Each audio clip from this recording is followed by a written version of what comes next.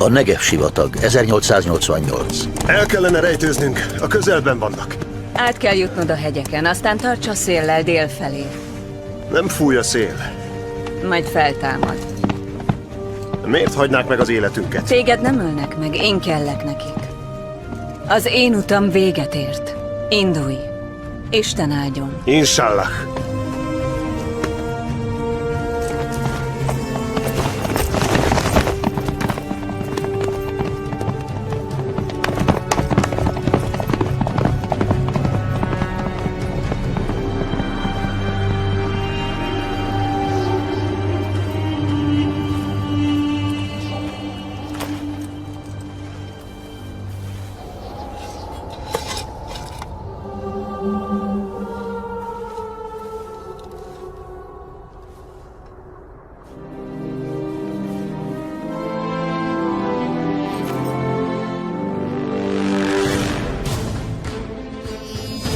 A Biblia kódja.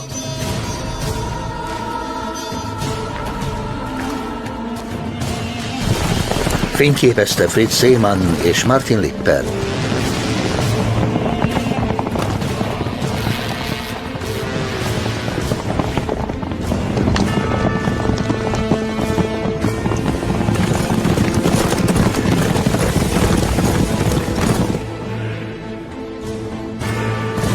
Zenét szerezte Marcel Barsotti. A forgatókönyvet írta Timo Bernott és Georg Lempenau.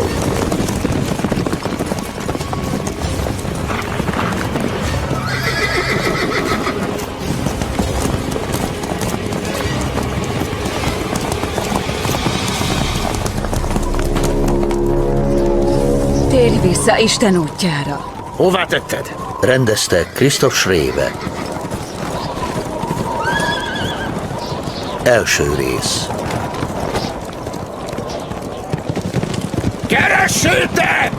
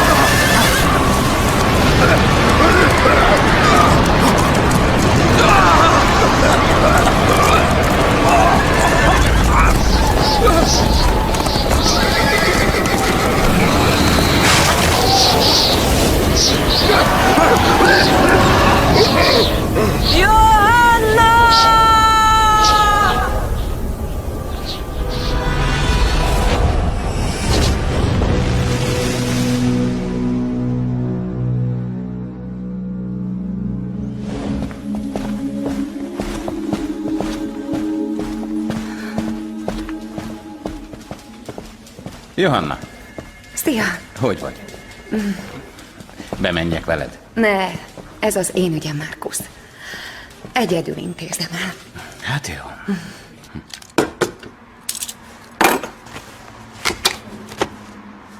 Sajnálom, Johanna. Maga igazán tehetséges rendőrnő. A legjobb a tavaly végzettek között.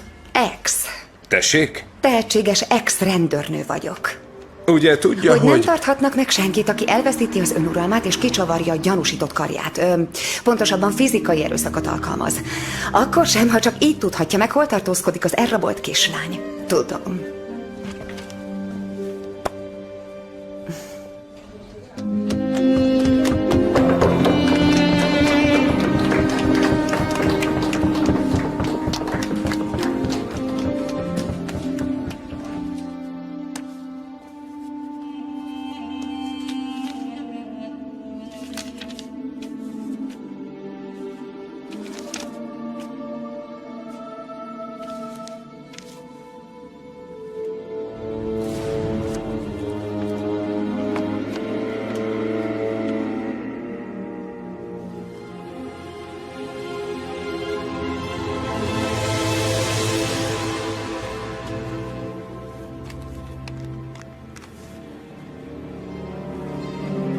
Megfejtettem, megvan a kulcs. Azonnal rejtőzz el, meg fognak ölni minket, a kulcs kell nekik, érted?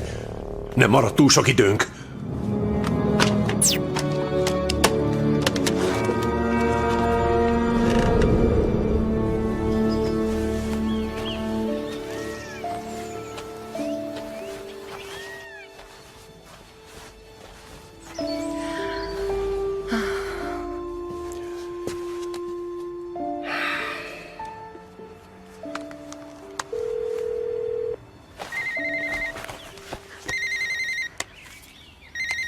Igen, halló? Johanna. A nevem Christian Bachmann. Az apád vagyok. Miket beszél? Az apád vagyok. Az apám rég halott.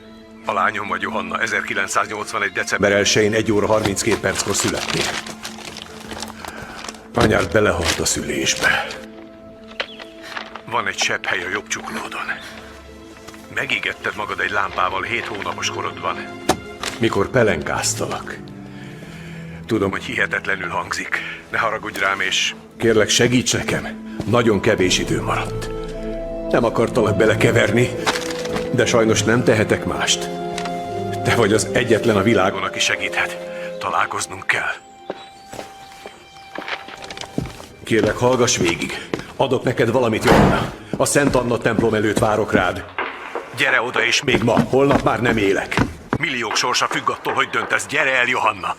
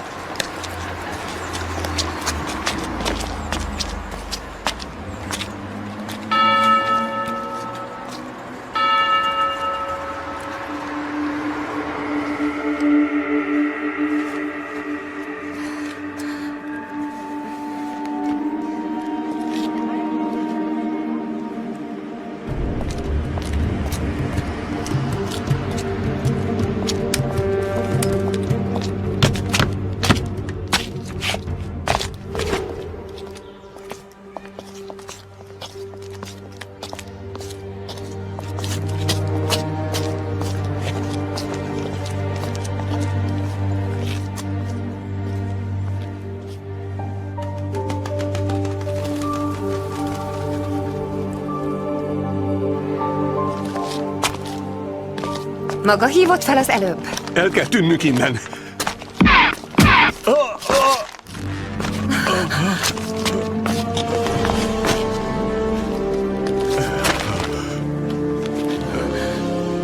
Ez csak a kezdet. Valami szörnyűség. A pápa.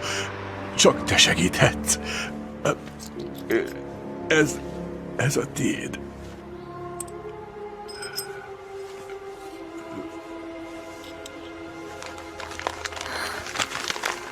Bár csak velem lettél volna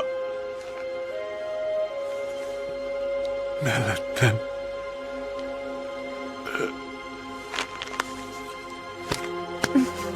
Mi ez az egész?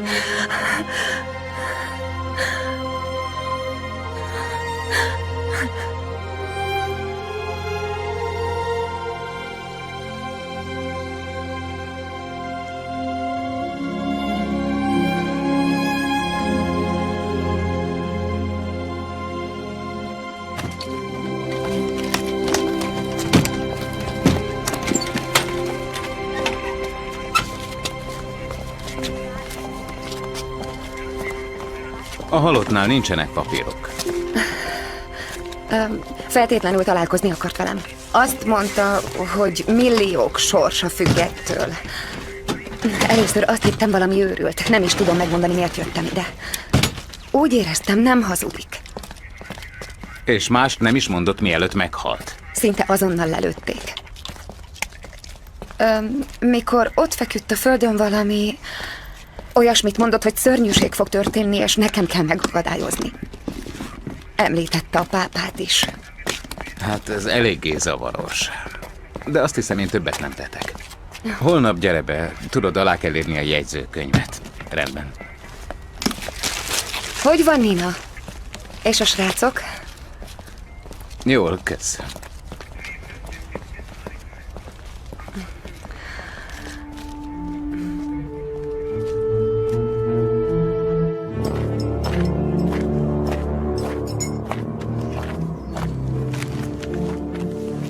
Nálatok van? Nincs, mindent átkutattuk. Keressétek tovább. Meg kell találnunk. Igen, főnök.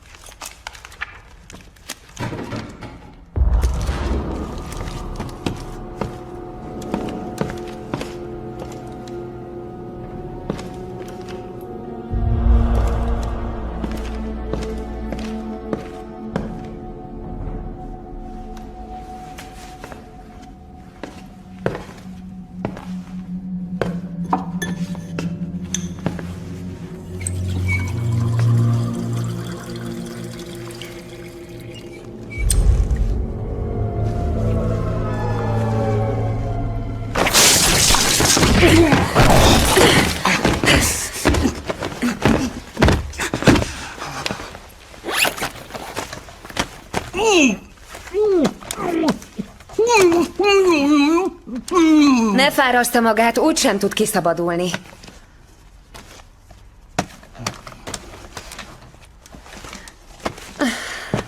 Levesztem a tapaszt a szájáról, de ha kiabál, azonnal vissza is teszem. Világos? Mert! Mit akar? Mit csinál? Most én kérdezek. Ki maga? Simon Mahler. Mit keres ebben a házban? Miért dúlta fel így a lakást? Keresett valamit? Golieu professzor a munkatársam. Ő hívott ide. Nem vagyok betörő. Vallásszakértő vagyok, Párizsból. A disszertációmat írom. Segítettem Golieunek, ő pedig beszélt a kutatásairól.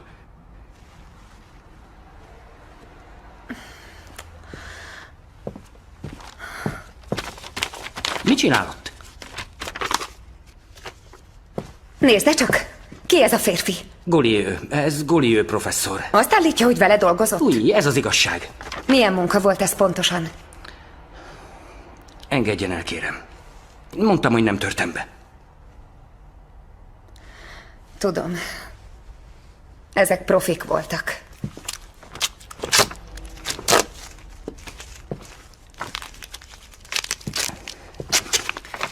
Golieu? Ő hol van? Meghalt.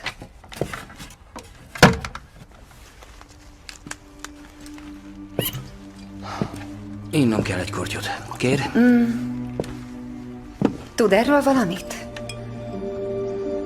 2 darabból áll. Az egyik az enyém, a másik azé az emberi, akivel dolgozott. Mindig a nyakamban lógott ez a lánc. Nincs más emlékem az igazi szüleimtől. A nevelőszüleim azt mondták, egy balesetben haltak meg. Délben felhívott ez a férfi, és azt állította, ő az apám. Rajta volt az amulettem másik fele. Golieu nagyon sokat utazott. A Közel-Keleten minden olyan országot bejárt, amit a Szentírás megemlít. Ő állandóan kutatott. Úgy is mondhatnánk, megszállott volt. A kutatásról szólt az élete. Tudja, hogy mit keresett? A Bibliát. A Biblia eredeti szövegét. Egy 3000 éves dokumentumot. Tudja, micsoda kincs lett volna ez? Az Ószövetség eredeti szövege. A tudósokat biztos érdekelné, de senkit nem ölnek meg egy könyv miatt. Nem. Ez nem akármilyen könyv, ez az a könyv. Hihetetlen tudományos és teológiai szenzáció lenne. Nem értem. Nem vitték magukkal a könyveket. Ezek valami mást kerestek. Ez így nem jó. Azt sem tudom, mit keresek. Se biztosítás, se számlakivonat, semmi személyes. Mintha nem is lett volna saját élete. Bachmann, Golieu, az ajtón meg Imhoff. Ki volt valójában? Lehet, hogy bérelte a lakást. Vagy nem akarta, hogy tudják, itt lakik.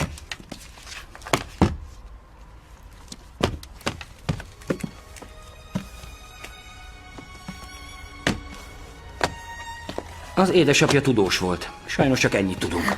Itt a gyerekbibliám. Ebből meséltek a nevelőszüleim, mikor kicsi voltam.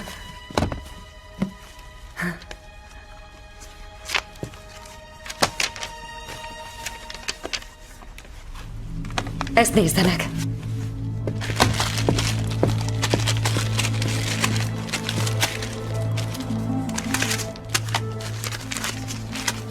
Ignacio Modica, Christian Bachmann, Alain Golieu, Stephen Monahan, Laurent Payet. 6 útlevél különböző nevekre. Ez ki? Én vagyok. Itt úgy 5 éves lehettem a játszótéren. Itt meg 16. Sétálni vittem a kutyát. Ez meg az első napom a rendőrségnél. Mindig figyelt engem. Egész életemben. Mégis hagyta, hogy maga végig azt higgye, hogy ő halott. De miért?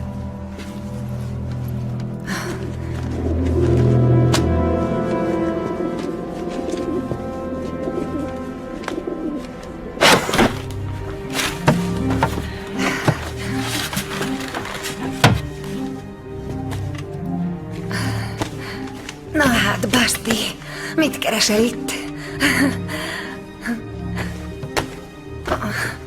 Mitől vagy te ilyen nehéz?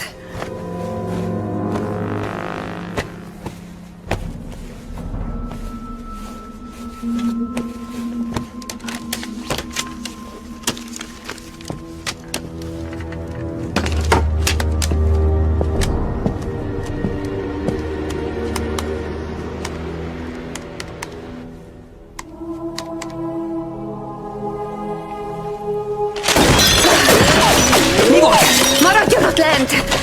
Tessék, fogjanak ezt!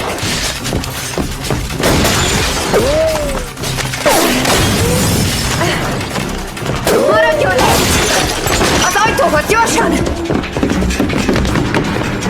Erre!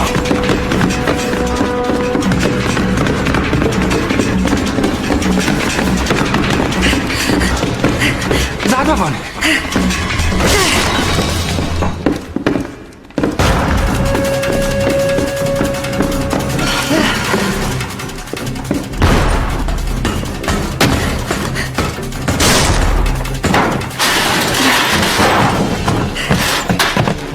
Oh no. Oh merd. Mi a baj? Tériszony. Mi? Tériszonyom van. Nagyszerű! Futás!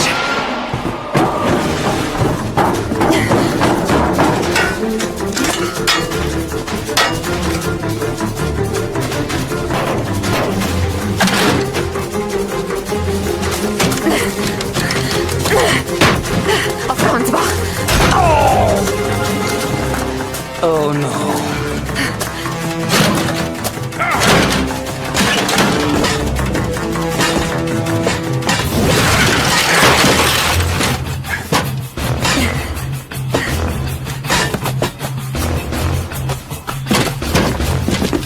Segítsen nekem! Mit akar tenni?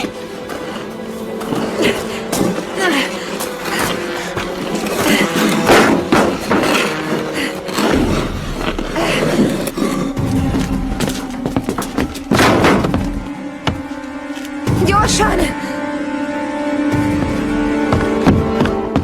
Siessen! Jöjjön már! Gondoljon valami szépre!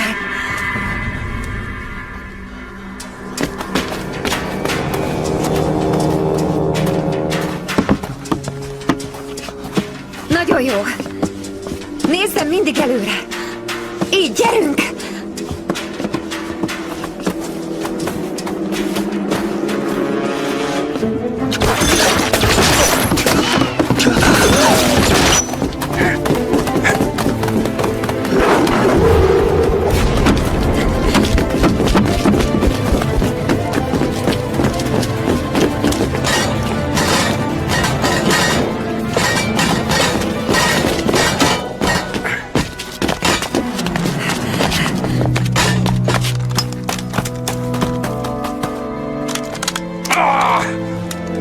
Ismer valakit azok közül, akikkel dolgozott? Nem ismerek senkit, és örülök neki. Ez kész őrület. Nem akarok én is meghalni. Képzelje, én sem. Jöjjön már!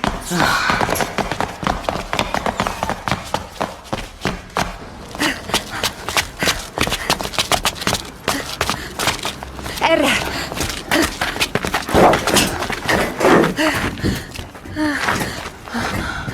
Mondj, Mi a fenét jelenthet ez? mit tudhatott meg, amiért mások ölnek? Beszélt a pápáról. Ezt akarta odaadni. De miért? Kinek telefonál? Ez Bachmann mobilja. Minden adatot törölt. Csak 2 szám maradt rajta. J és EB. Z és EB. A J én vagyok. És ki az EB? Az EB egy ausztriai szám. 2-szer is felhívtam a...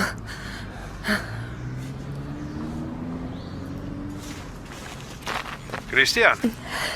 Halló, kivel beszélek? Hol van Krisztián? Ki maga? Én a lánya vagyok. Krisztián halott. Istenem, Johanna. Mégiscsak felhívta magát. Igen. és üldöznek minket. Komputer megvan? Mi van azon a gépen? Jöjjön el Grazba. Találkozzunk a Néprajzi Múzeumban. Keresse Ephraim Bloomot. És Johanna, törölje ki ezt a számot. Haló? Ki volt? Egy Bloom nevű férfi. Azt kérte, hogy menjek el Grazba. Grazba? Tudta a nevemet is. Eminenciás uram! Elkésett! A Szent Atya már nem számít a látogatására! Szent Atyám!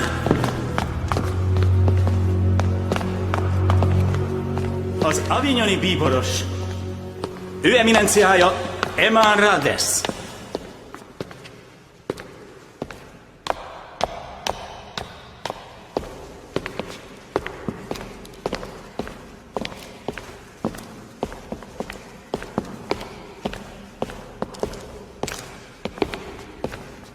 Emán, barátom, örülök, hogy eljöttél.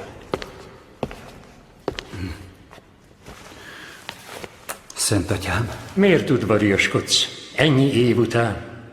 tiszteletem elsősorban a hivatalának szól.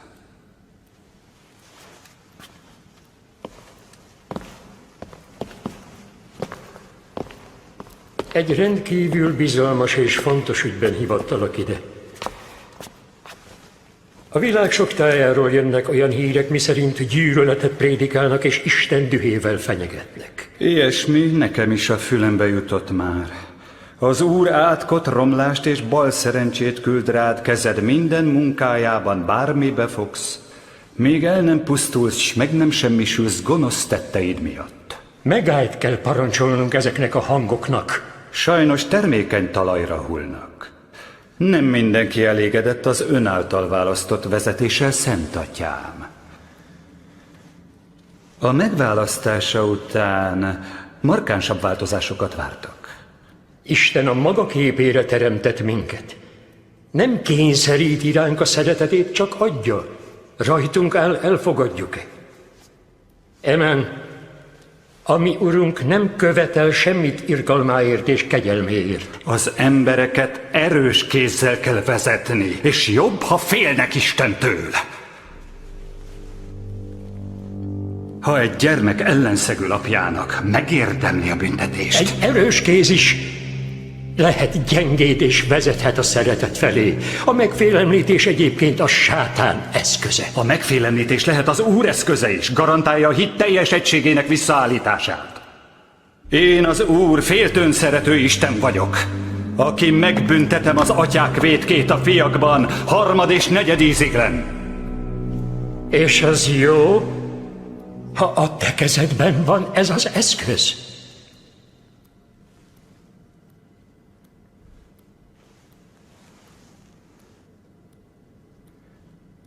Én csak nyitott szemmel és füllel járok majd, és jelentést teszek önnek. Ha úgy érzem, hogy szükség van erre.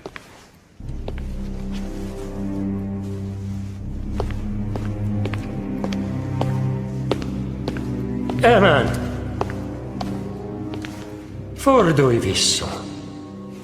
Óriási bűnt követsz el. Egyházunk ruháját viseled. Vraiment.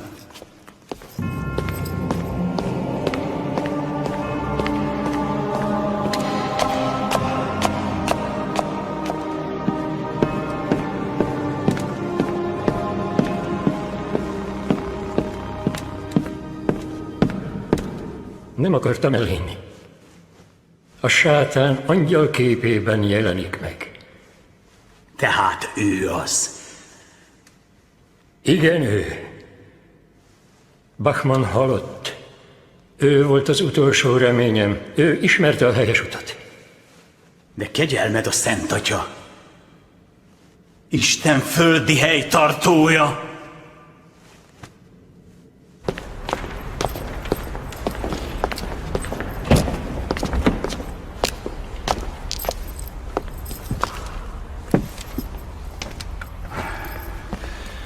Nem akar meghajolni. Nem megy sokra vele. A A bíborosok többsége önt támogatja. De óvatos. És ravasz, mint a róka. Nem hiszem, hogy sikerülhet meggyőzni, ragaszkodni fog az igazához, ameddig csak él. Legyen meg az úr akarata. Majd kitalálunk valamit.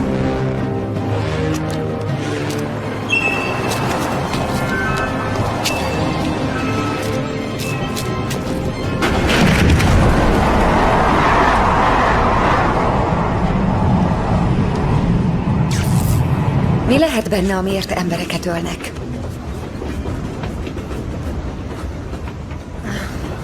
Nem akarom belekeverni magát is. Nem kell grázba jönnie. Ez nekem is fontos. Nagyon szerettem az apját, és az eredményeit is csodáltam.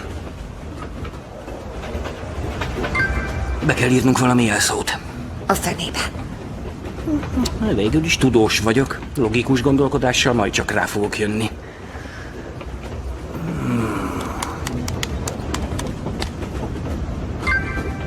Merd. Mivel próbálkozott? Teremtés 1-3-5. A kedvenc része az Ószövetségből.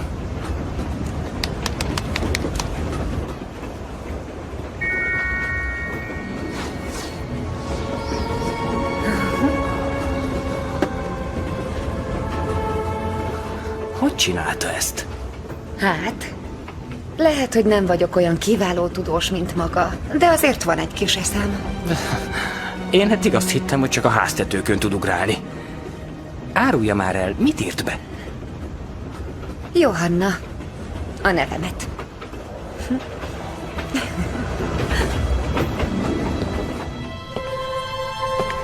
Eljött az idő. Tettekkel hirdessétek a mindenható akaratát. Egyengessétek az utat, amelyről a kishitűek és gyengék letértek. Uralkodjunk az ő nevében, ha kell, tűzzel, vassal. Pusztítsunk el mindent, ami már nem való erre a világra. Legyünk mi a jó fegyver Isten kezében. In nomine Patris et Filii et Spiritus Sancti. Amen.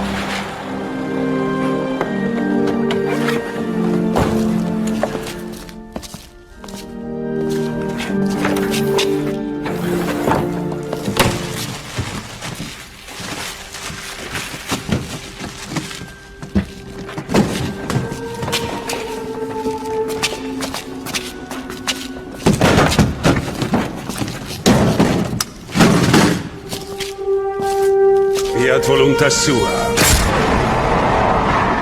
Ez meg mi? Egy szöveg, különféle írások egyvelege. Ékírás, föníciai, ivrit, pontozatlan héber, görög. És? Le tudja fordítani? Ez különböző forrásból származó töredékek látszólag véletlenszerű kombinációja. A szóközök hiányoznak, a betűk teljesen egybefolynak. Így az írás tartalma és mondanivalója szinte megfejthetetlen.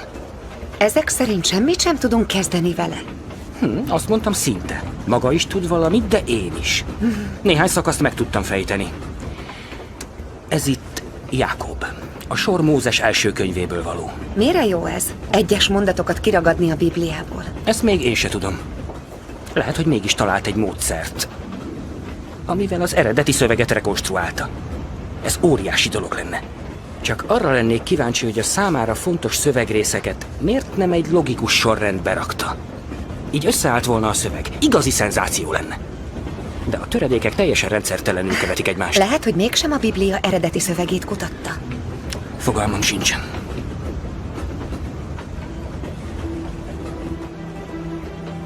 Egy pillanat. Talán van valami a pendrive-on is. Tessék.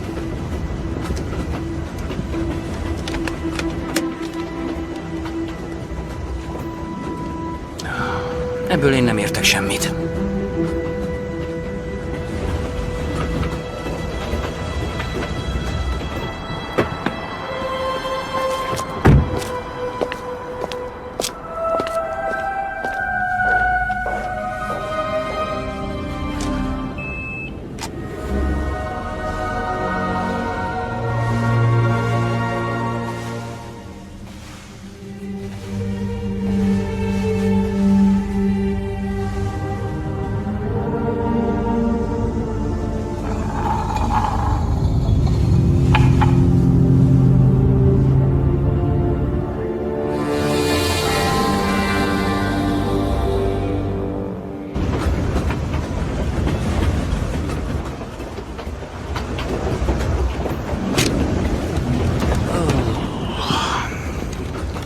Na, felébredt hétalvó.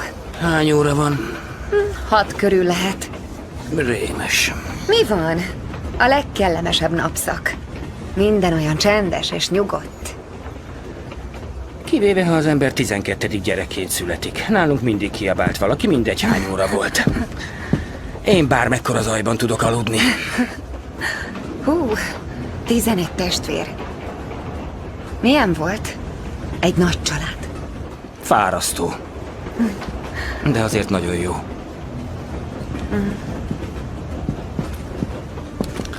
Pardon, nem akartam.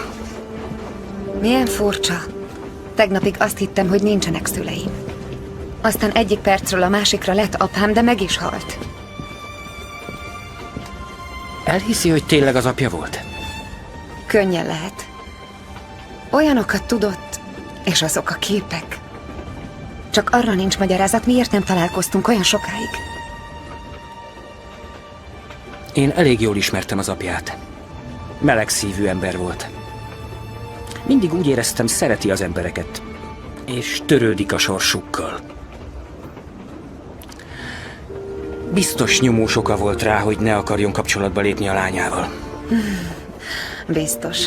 De az is lehet, hogy egy barom volt, és maga tévedett. Az sem kizárt. Fogalmam sincs. Talán most majd többet megtudok róla. Szívesen segítek. De nem tegeződnénk, Simon? Johanna.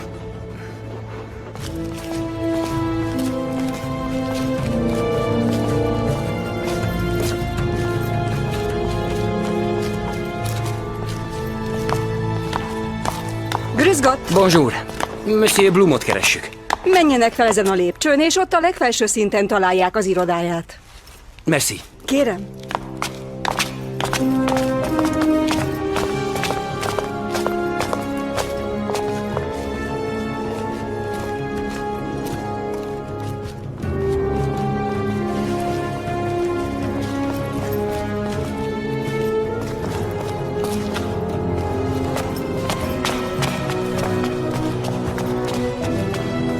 A jegyzetek feléből szinte semmit nem értek.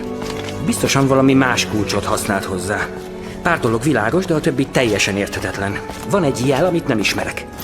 Remélem Blum tud segíteni.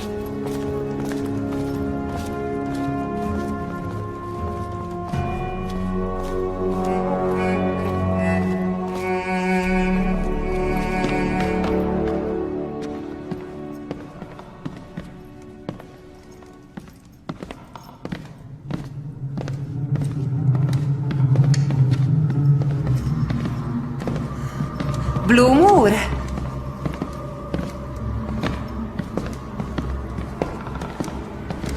Jó reggelt! Borzasztó dolgokról mesélnek.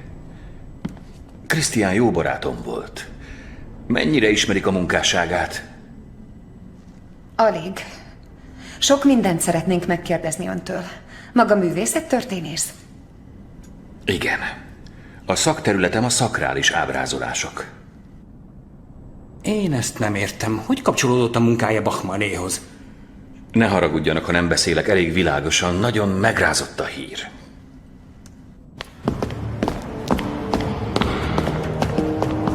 Elhozták Krisztián anyagait? Ha megnézzük, jobban megértik, mind dolgoztunk együtt. Azok, akik megölték, szerették volna megszerezni ezt a laptopot. Valami van a merevlemezen, ami fontos nekik. Az könnyen lehet. Elnézést, keres valamit? Honnan ismerték egymást az apámmal? Az apjával. Christian Bachmann. Krisztián az apja volt? Nem is tudtam. Részvétem. Amikor először találkoztunk... Ki maga? Johanna! Hol van Blum? Megőrült. Adja ide a kompjútert. Hé! Mit csinálsz, Johanna? Blum tudta, hogy Bachmann lánya vagyok. A nevemet is tudta. Hol van ő? Válaszoljon! Fogalma sincs, milyen hatalommal akar szembeszállni. Ez Isten akarata. Ezzel akar szembeszegülni? Mondja meg, hol van Blum?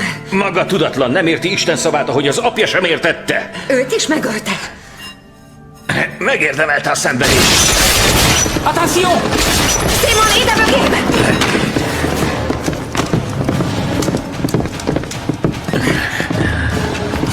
doboz! Nem tehet semmit, az úr megbüntet mindenkit, aki ellenszegül! Lőjétek le őket, velem együtt! Lőjétek le őket!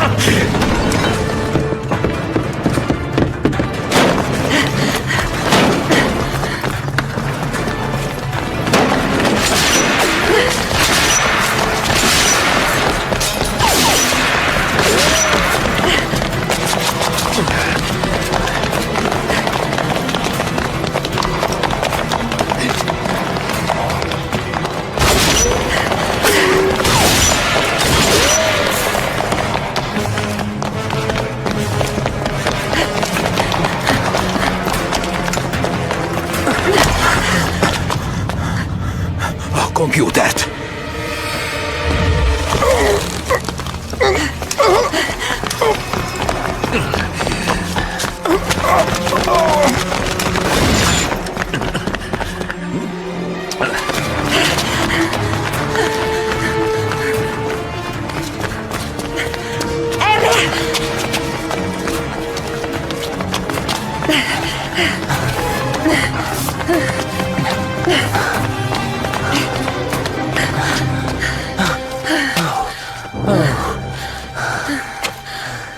Ki lehetett a szerzetes, aki segített? Mit gondolsz, megölték Blumot is? Nem hiszem. Akkor többet tudnának. Véletlenül megleptük őket, mikor Blum szobájában kutattak. Blum sem tudott róla, különben értesített volna. Feltétlenül meg kell találnunk. Valahol biztosan lakik.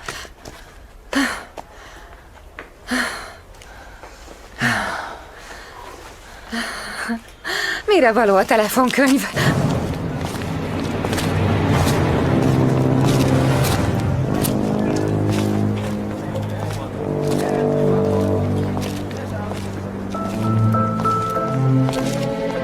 Talán itt.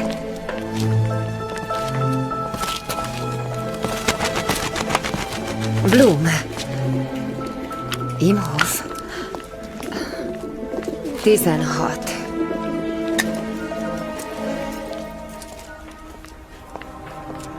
Szellá.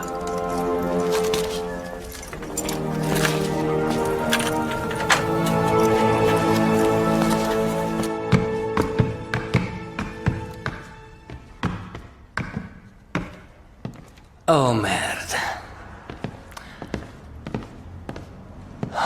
És most?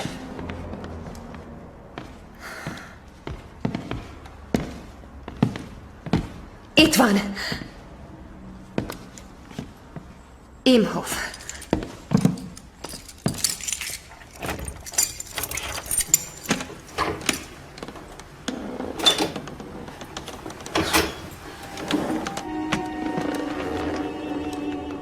Ha-ho!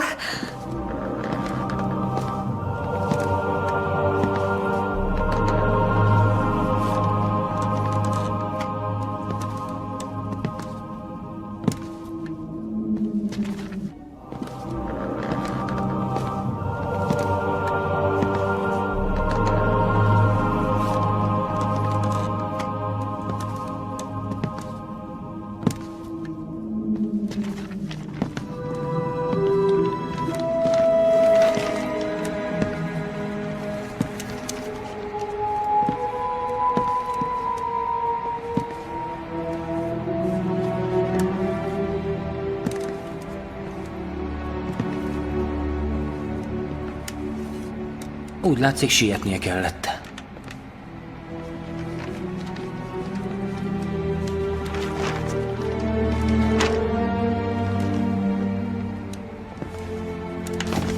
Bon. Oké. Akkor gondoljuk át. Mit tudunk? A betűk valószínűleg Mózes első könyvének kivonatolt részei. Ez az emberiség által ismert legrégebbi bibliai szöveg. És most jön a pendrive.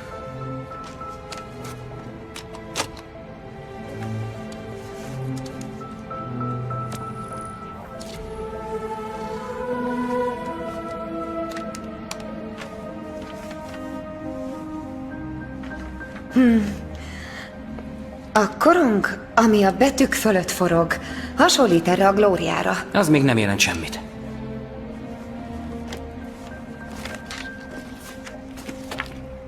Ezek az utolsó jegyzetei. Föníciai héber, ékírás és ivrit. Ugyanazok a részek, mint a monitoron. Valamit beírt, amire ez jött ki megoldásként. Betűnként kellett megadni. Olyan, mint egy keresztrejtvény. Van ötleted, mit kellett beírnia? Peut-être... És aztán? Le kell fordítanom. Nem tudsz véletlenül óhéberül?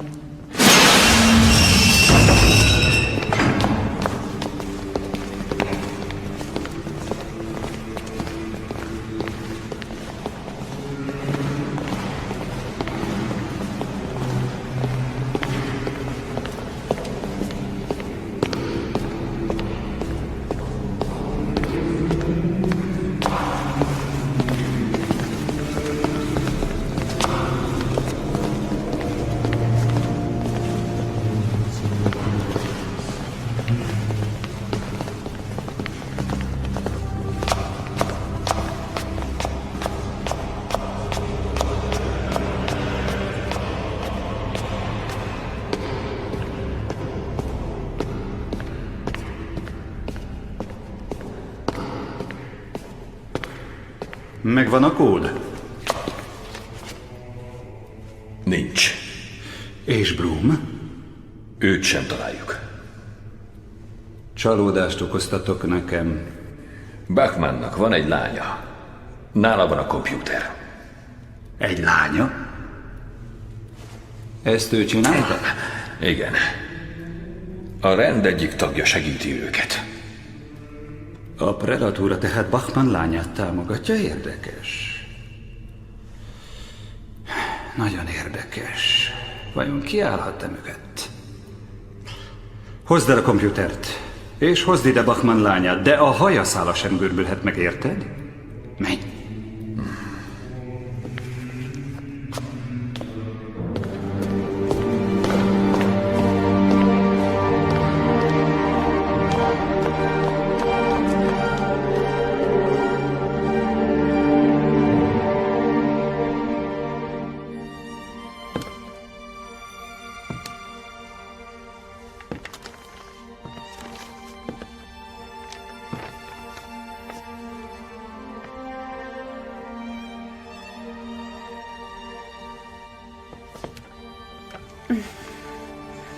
Csak egy kávét hoztam neked.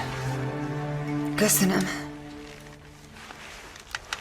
Szeretném megmutatni, mit csináltam. Gyere át. Találtál valamit? Igen.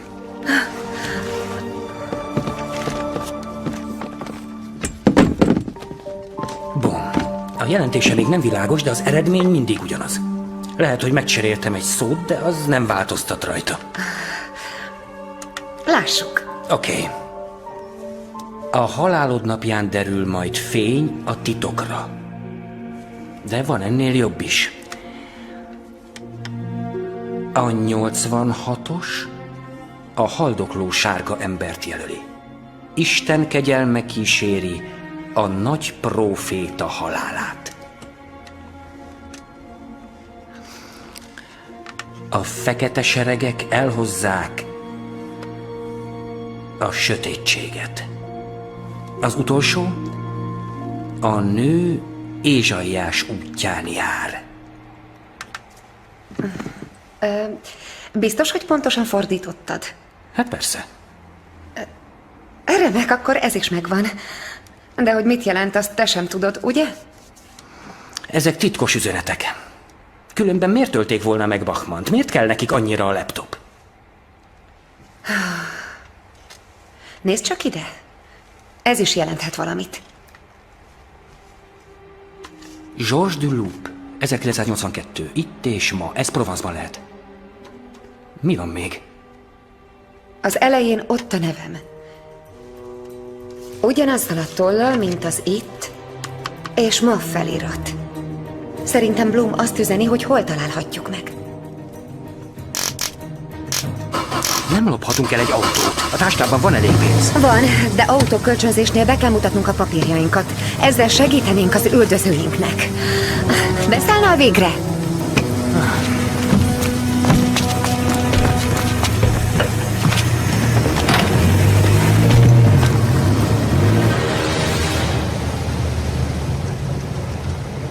Tudod, mit nem értek? Miért pont én? Miért nekem telefonált akkor? Rengeteg pénze lehetett, és olyan kapcsolatai, hogy elképzelni sem merem. Miért én kellettem neki? Ezen már én is sokat töprengtem. Az biztos, hogy nagyon szeretett. Ott az a sok fénykép. Amikor telefonált, azt mondta, holnapra már halott. Hogy hangzik az első mondat, amit megfejtettél? A halálod napján derül majd fény a titokra. Tudta, hogy megölik. Ilyet nem tudhat ember. Ha csak ezek nem valamiféle proféciák vagy mi. Atyaik, ha apám és Bloom valóban proféciák után kutattak a Bibliában, akkor ez lehet az ok, amiért apámat megölték.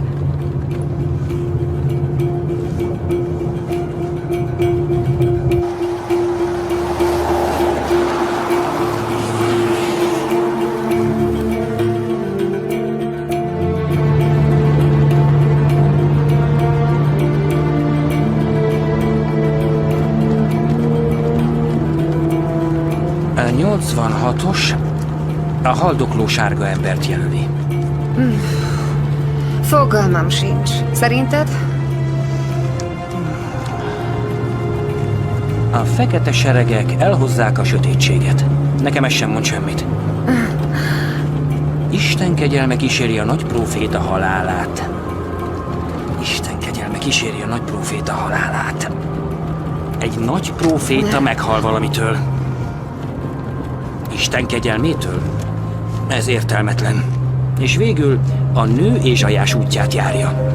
Ki volt Ézsaiás? Ézsaiás próféta a Tanach, a Héber Biblia egyik írója. A keresztény Bibliában is ott van Ézsaiás könyve. Azt mondják, a jövőbe látott.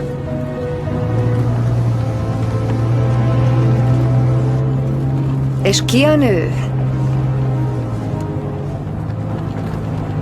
Ezen már én is gondolkodtam. Az biztos, hogy neked is közöd van a történethez. Különben az apád biztos nem rejtegetett volna. De vajon miért gondolta meg magát, és miért hívott fel? Az az érzésem, hogy fontos szereped van az ügyben. Nekem? De micsoda? Erre sajnos még nem jöttem rá.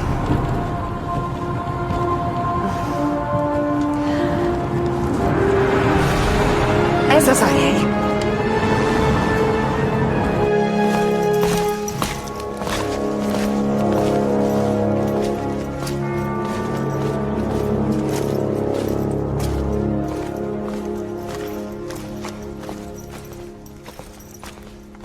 Késői középkor. Mikor a templomosok visszatértek a Szentföldről, itt telepedtek le. Egy vallási és katonai rend tagjai voltak. Krisztus szegény lovagjainak hívták őket.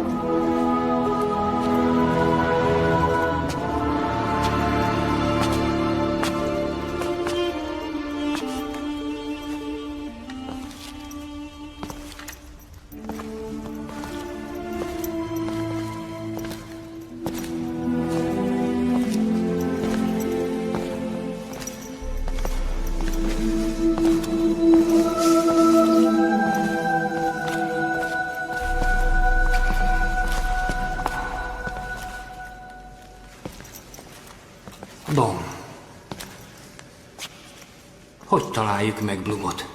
Senki nem követte magukat? Nem! Biztos benne? Igen!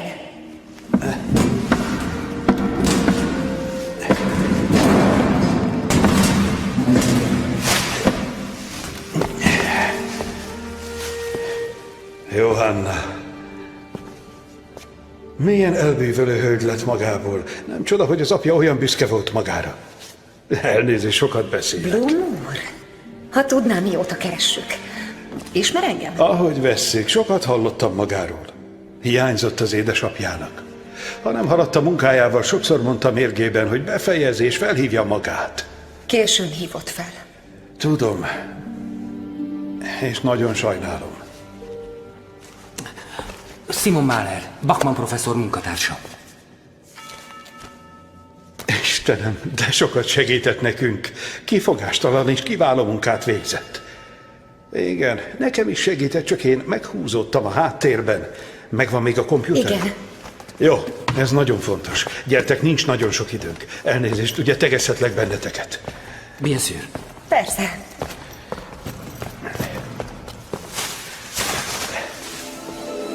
Mit láttok? Nézzétek meg jól. Egy nő alak Glóriával. A finom vonalakból arra következtetek, hogy nem itt készült. Bizony, hogy nem. Van der Weyden alkotása, később egy-két kontár belefirkált szörnyűség, de talán sikerült megmenteni. Van ennek köze apám halálához?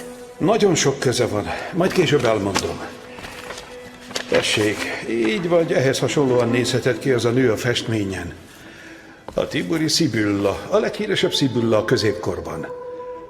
A dicsvény, vagy ha úgy tetszik, a glória arra utal, hogy ő egy kiválasztott, egy látó. Vagyis próféta?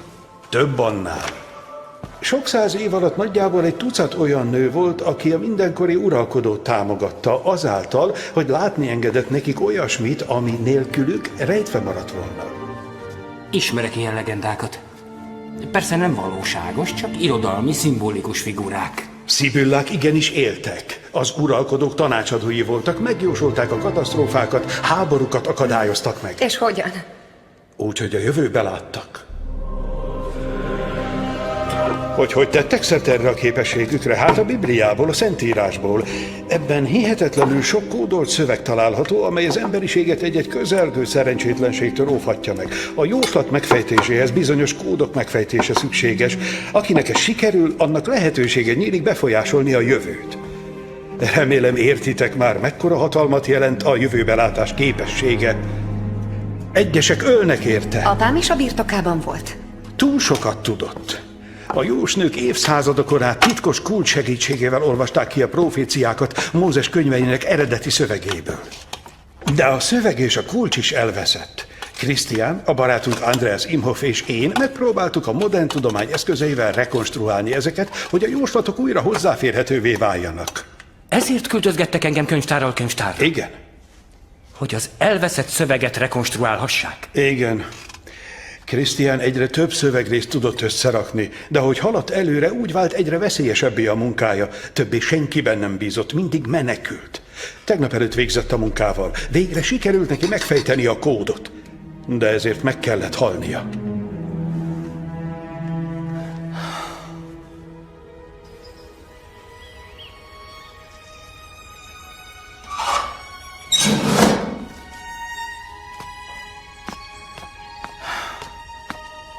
Tu en veux? Az íze még rosszabb, mint ahogy kinéz. Mit csinál? Talán mosogat. Aztán majd megnézi a komputert.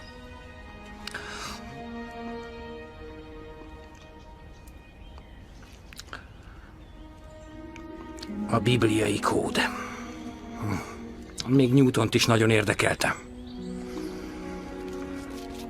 A kabbala is foglalkozik a tóra misztikus értelmezésével. Mindig vannak valláskutatók, akik azt állítják, hogy titkos utalások vannak a Szentírásban. Én eddig nem igen hittem benne. És ami az elmúlt 2 napban történt? A hamis Bloom, az a furcsa szerzetes. És persze az apám, aki állítólag nagyon szeretett mégis. rábízott egy másik családra.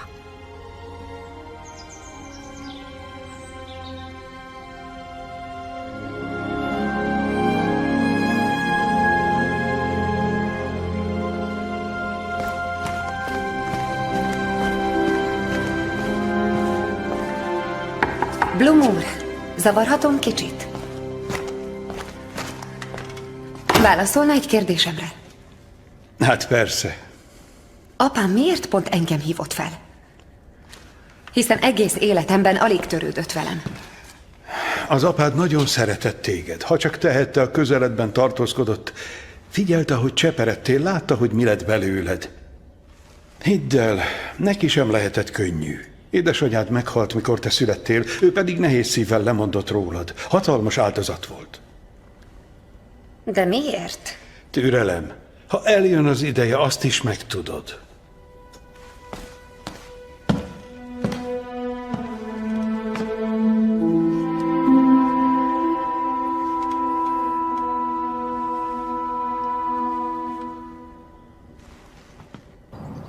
Látogatónk lesz.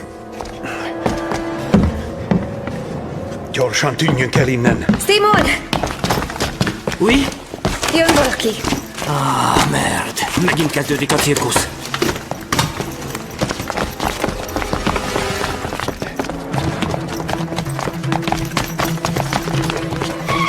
Merd. Adva.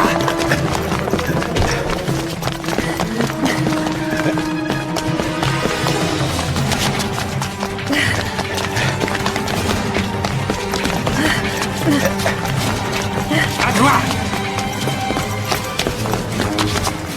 Te arra menj!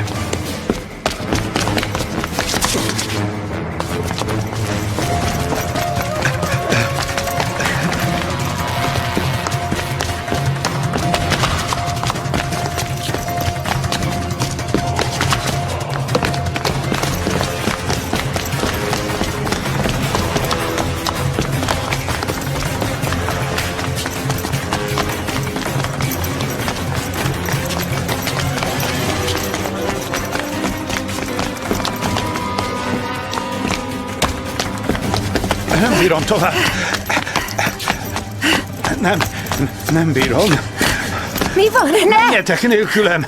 Nekem már nincs semmi dolgom. Menjetek, tűnjetek el! Nem, most nem szabad feladnia, jöjjön! Varázs! A francba! Hey! Adják fel! Nincs semmi esélyük.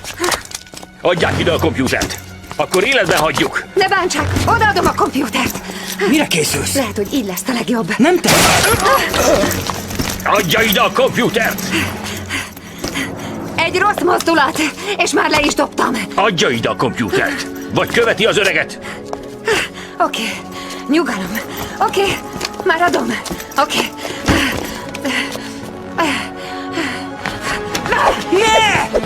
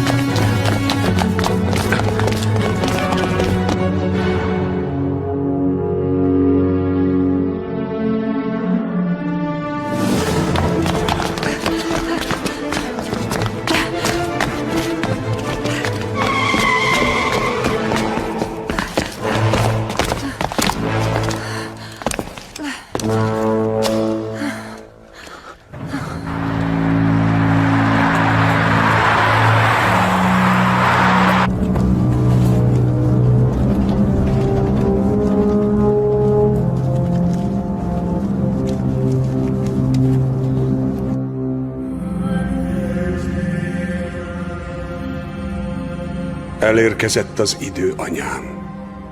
Meg akarlak kímélni attól, ami ránk vár. Apám mellett boldogabb leszel.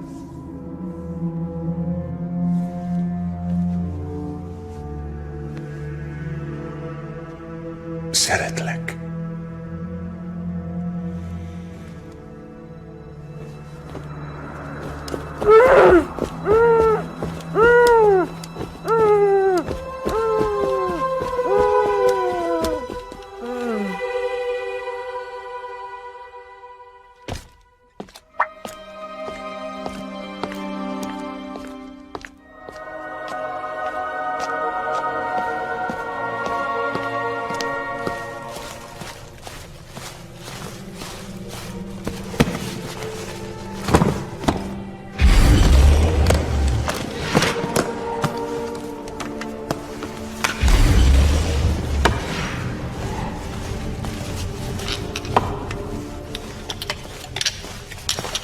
Kaiser, mi a fenét csinál? Hagyja az ampullákat a dobozban. A vírusok veszélyesek, nem szabad...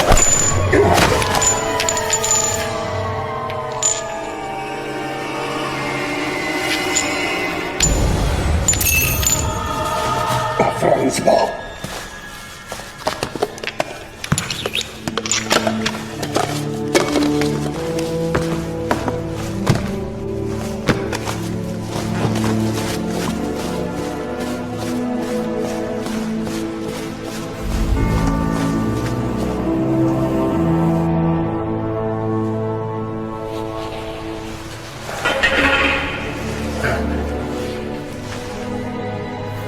Jaj, ne.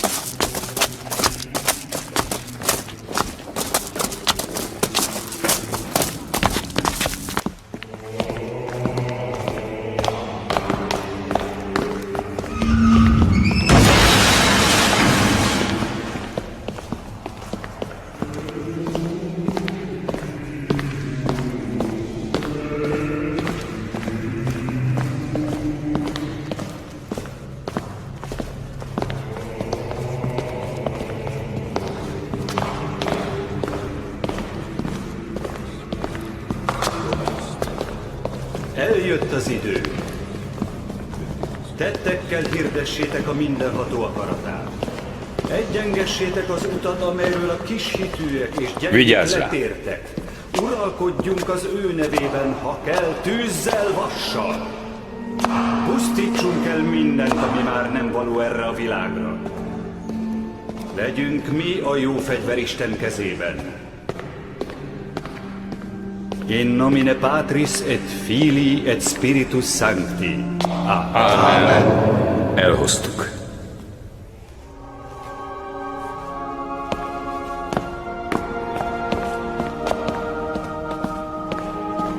A világ vége, ahogy mi nevezzük, közel van. Az Úr minket hatalmazott fel, hogy keresztül vigyük a szándékát. A hamis próféta elbukik, és a tanítványai is. Johanna? Nézzetek rám, mondja az Úr. Kérem, kövessen. Hatalmas vagyok és erős. Aki ellenkezik, azt utoléri a haragom. Övé a szó, mi csak szolgáljuk őt. Foglaljon helyet. Ebédeljen velem.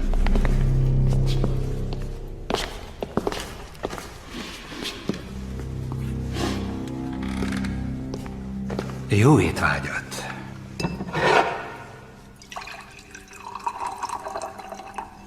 Maga ölette meg az apámat. Tőlem mit akar? Nagyon sajnálom, ami történt. Az édesapja okos ember volt. Mondhatjuk azt is, hogy zseni. Ezért is sajnálatos, hogy félrevezették őt. Hogy érti ezt? Édesapja nagy bánatomra a hamis próféta mellé állt. Egy olyan hatalommániás ember szolgája lett, akinek mindennél fontosabb a saját meggazdagodása. Az ő tanácsára vált meg magától is, egyetlen gyermekétől. Követelhet ilyet egy igaz ember? Biztos vagyok benne, hogy jó oka volt rá. Tud egy jó okot, amiért valaki eldobja a gyermekét. Johanna maga mégiscsak rendőr, ha jól tudom. Mi mindennel találkozik, miközben a munkáját végzi. Önzéssel, kapzsisággal, hiúsággal, és természetesen irigységgel, rablókkal, gyilkosokkal és gyerekgyalázókkal. Maga nem álmodik olyan világról, ahol a gyengéket megvédik a hatalmaskodók mohóságától.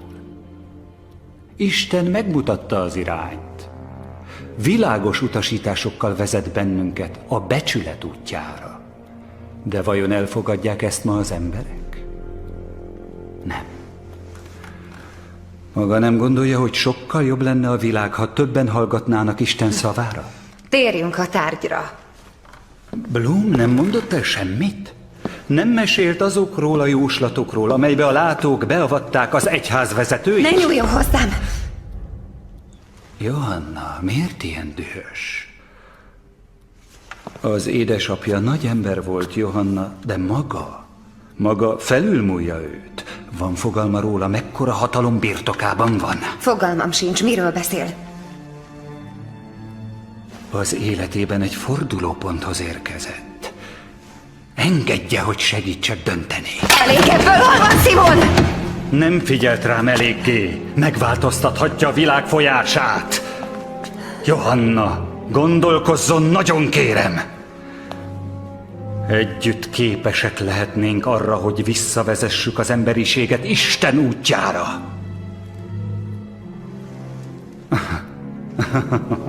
Csak nem akar megölni. Persze megteheti. Próbálja meg. Én már rég megbékéltem Istennel. Nem érzed, milyen hatalommal áll szemben? Legyél bátor.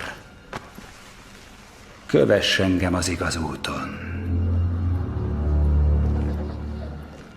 Nem. Soha. Úgy látom, kell még magának egy kis idő, hogy gondolkodhasson. Adok magának időt.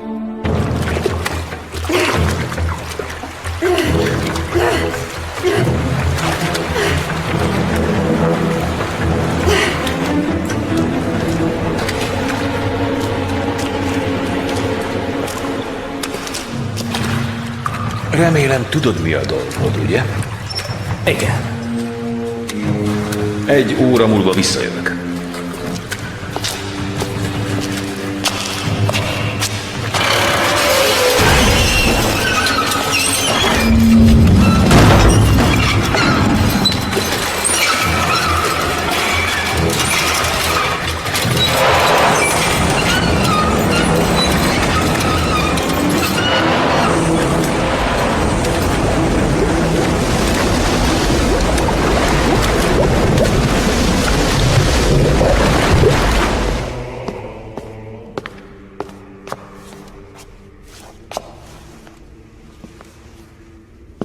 A pincében vannak. Kit rendeltél oda? Frederikuszt. Jó. 1 óra múlva menj vissza. Addigra talán meghal, de lehet, hogy meggondolja magát. Gyere ide! Elérkezett az idő. Nagyon közel vagyunk a célhoz. Régóta várunk erre a pillanatra. Isten kísérjen.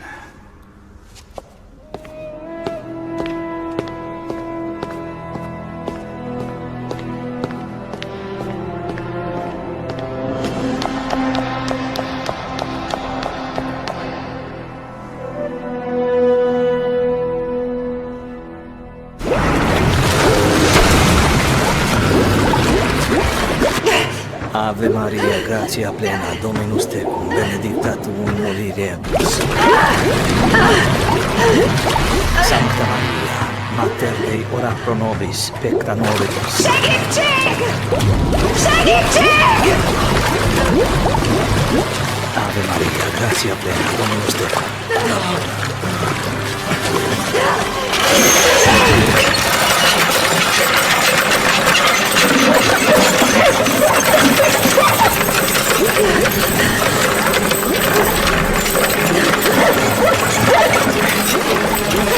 Kapaszkodjanak bele, felhúzom magukat!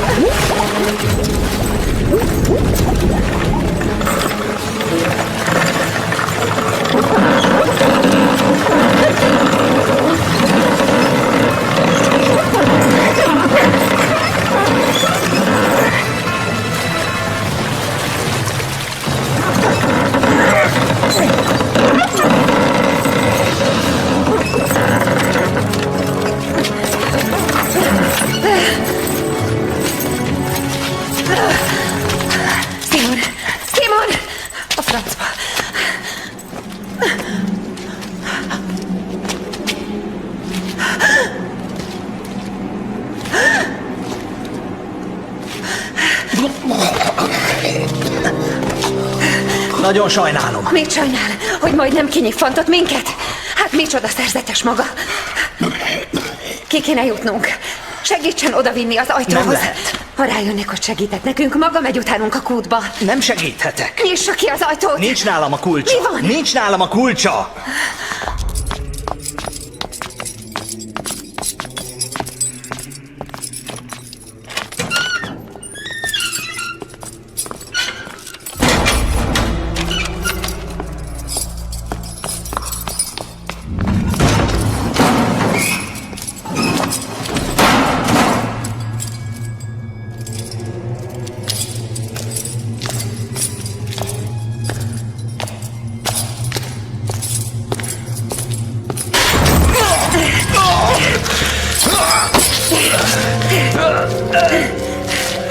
Ki a hamis proféta?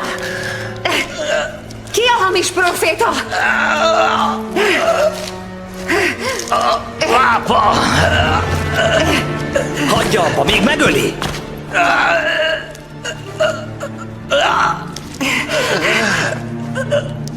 Segítsen! Kérem!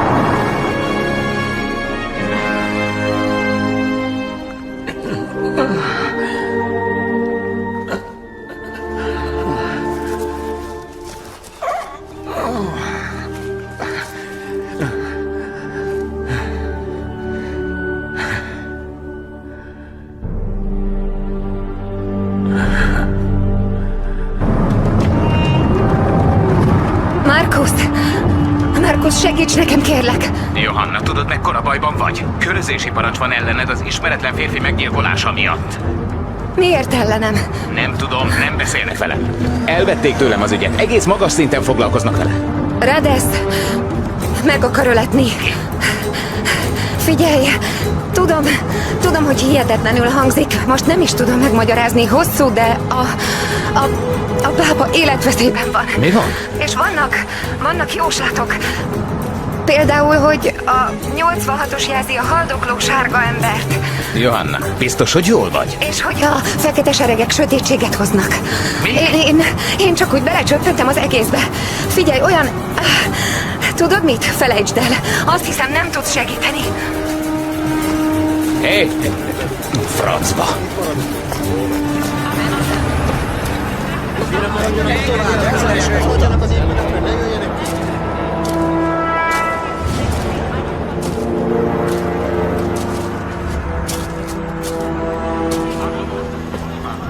A nevem Markus Krüger. Ne jöjjön közelebb! Nem tudom, miért akar meghalni, de biztos van megoldás. Ez az egyetlen megoldás. Mondja meg a szüleimnek, hogy sajnálom. Hívja fel őket. Itt a mobilom. Na? Ha közelebb lép, akkor leugrom. Tessék. Égessék el a holttestemet. Senki ne érjen hozzám. Itt a telefon. Engedjen el! Fertőző vagyok! Markus! Maradjon ott, ahol van! Zárjanak minket karanténba! Azonnal küldjenek egy karanténkocsit. Bismarck sugárút 86. Nem, 86. A laboratórium.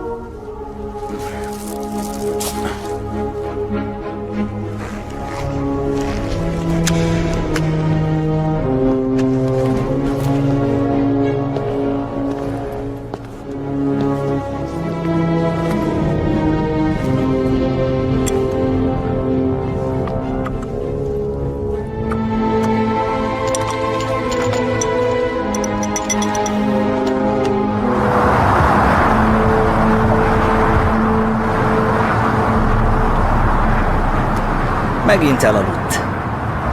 Most már nem sokára Rómába érünk. A pápa szerdánként tart audienciát, de nem lesz egyszerűbb bejutni hozzá. Nagyon köszönöm a segítségét. Bekísérne minket a pápához, hogy beszámoljon, mi folyik Radesznél?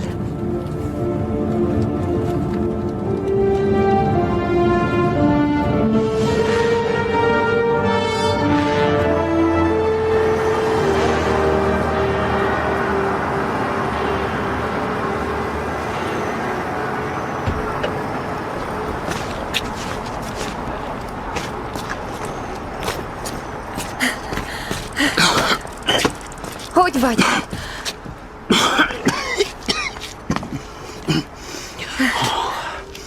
Jaj, de örülök, hogy jobban vagy. Már azt hittem, meghalsz. Én is. Pedig azért lettem tudós, hogy ne kapjak infarktust 30 évesen. Ne haragudj, hogy téged is belerángattalak. Nem te tehetsz róla, hogy a félvilág téged üldöz. Egyébként én döntöttem úgy, hogy veled jövök. Valamiért úgy hatsz rám, mint a mágnes. Mi van ezen? Nem tudom. Te vagy a nyelvszakértő. Fordítsd le. Tessék.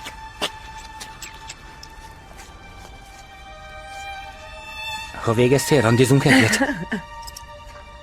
Megtaláltam a bejáratot. Nincs túl messze innen, de sietnünk kell, már mennek Oké. befelé a vendégek. Megvárlak az autónál. Elmegyek egy gyógyszertárba, minden Jó. tagom fáj.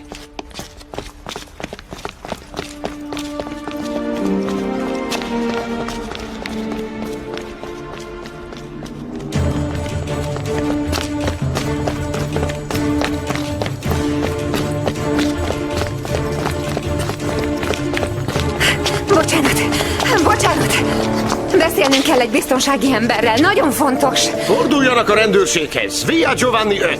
És nagyon kérem, hagyják szabadon a helyet a Szent Atya vendégeinek. Nem mehetek el, nagyon fontos élet-halál Ha kérdése. azonnal nem mennek el innen, ki fogom hívni a rendőrséget. Jó, rendben, hívjon rendőröket. Utoljára figyelmeztetem, hagyják szabadon a bejáratot. Segíthetek valamiben?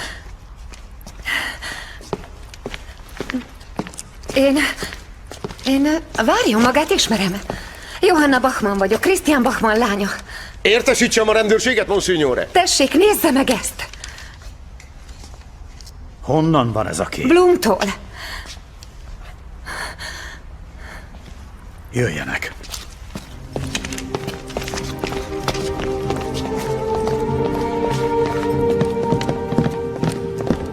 Mondják le az audienciát. A Szent Atya meg akarják ölni. Van bizonyítéka rá? Tudja, nehéz ezt elmagyarázni. Magyarázza el a Szent Atyának. Maradt még rá 5 perce. Aztán kezdődik az audiencia, és még nem fordult elő, hogy késett volna.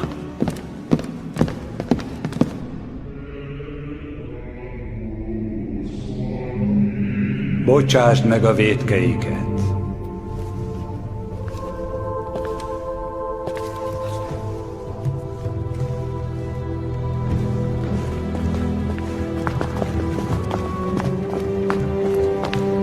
Kérem, itt várjanak.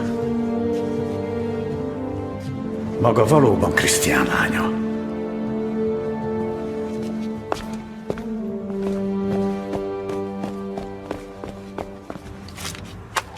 Grazie. Kérem, van esetleg nagyítójuk is? Természetesen. Egy pillanat. Tessék. Köszönöm.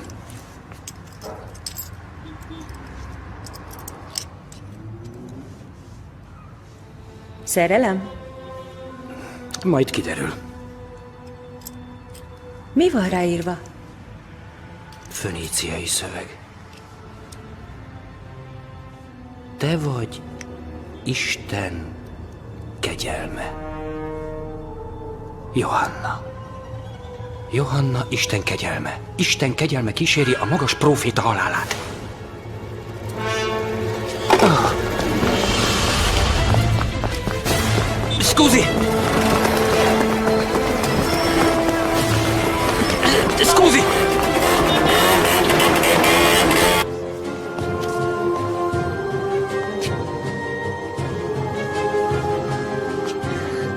Hé, maga is rosszul van.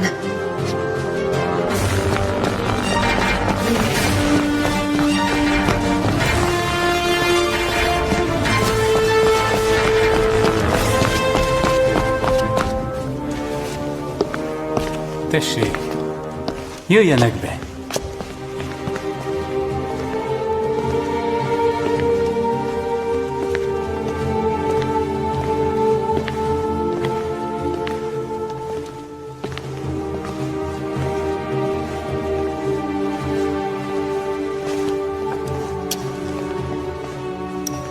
Johanna,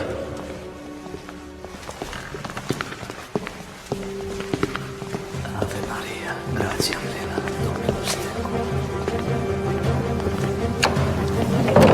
Fel kell tartóztatniuk azt a nőt, aki a pápához akart menni. Élet-halál kérdésről van szó. Ma mindenki megőrült.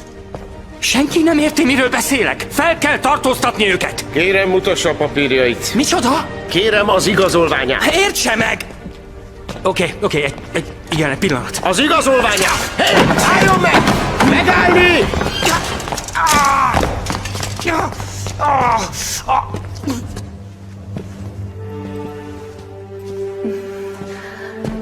állj fel, gyermekem. Tehát te vagy Johanna. Honnan tudja mindenki a nevem? Édesapád gyakran beszélt rólad. Nagyon közel álltál a szívéhez. Ismerte az apámat? Igen. Most légy egy kis türelemmel, gyermekem. Kezdődik az audiencia, utána lesz időnk beszélni. Nem szabad megtartania, ma nem lehet. Merényletet terveznek ön ellen. Igazán kedves tőled, hogy figyelmeztetni akarsz, de nem kell aggódnod miatta.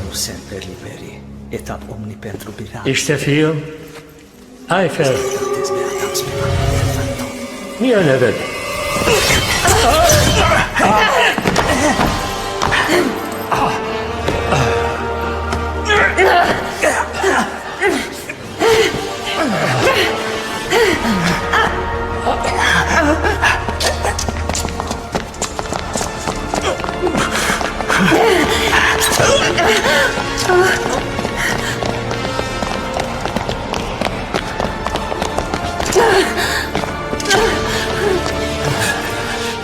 Tartson ki, Szent Atyám! Tartson ki!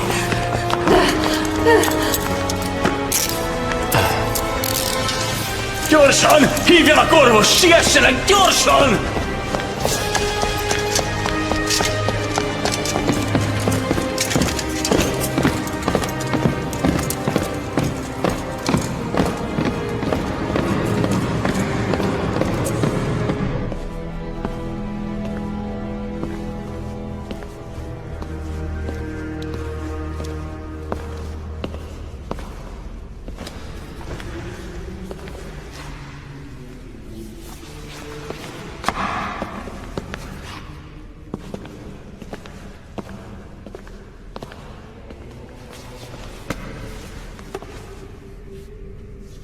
Szent Atyám,